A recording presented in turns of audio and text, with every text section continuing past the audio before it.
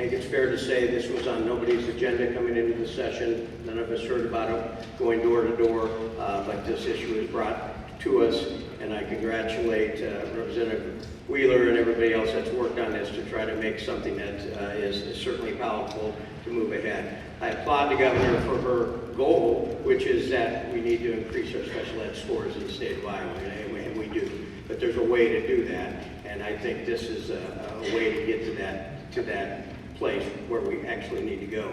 There has been a lot of good that comes out of this whole discussion, and first off, with all due modesty, which we all have in here, I know, I'm pretty sure that after spending 15 years as the executive director for the area education agencies, I know more about them than anybody in this building, on any floor of this building.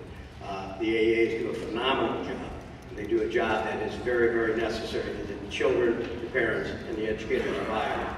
But they can be better, and we need to get them better. And so this is a bill now with the amendment that has had a lot of input coming from the AEAs and the various education groups, and I'm going to support it. It gives me some heartburn in some areas, but I think it's a step forward for where we need to go. First and foremost, the task force.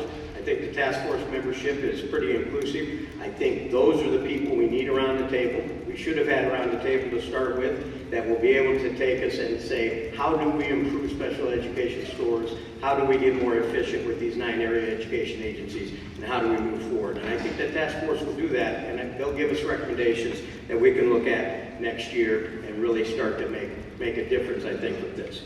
In my mind, looking at this, nothing changes for special education in the state of Iowa moving forward. Everything stays the same. The money is going to go to the districts, but the districts will spend it with the AEAs, and then the AEAs will provide a quarterly report, which they can do, so that districts know where that money is going, even though they can figure that out now.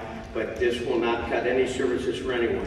When it comes to the media, technology, and education services, that money is going to go to the districts. It's going to give them more choice. But I think in the end, they're going to end up using the AEA services, because the AEAs are not, I can speak for them in this case, not afraid of what we call sale of service. They will have to have the services that people want. I think our schools, rural and urban, will continue to use, generally speaking, the AEAs. And so I think that is something that is very workable. I do have some heartburn with the DE oversight from day one on this. When I hear people saying that the DE doesn't have any oversight over the AEAs, that's just not factually correct. The AEAs are accredited by the State Department of Education each and every year, and if they had some huge problem with it, they could have done that through the accreditation process. The AEA budgets each and every year are approved by the State Board of Education. So when we hear that they don't have any oversight, I just don't accept that. Having said that, this does set up some new positions at the Department of Education, which I think is a good thing. Particularly, we're going to take some of the AEA staff in each AEA and put them under the DE so the communication is better. I think that's going to result in much better communication, much better collaboration between the DE and the AEAs, something that, for whatever reasons, has been lacking. And so that part of the DE oversight, I'm okay with. I don't love it, but I'm okay with it because I think it will improve services.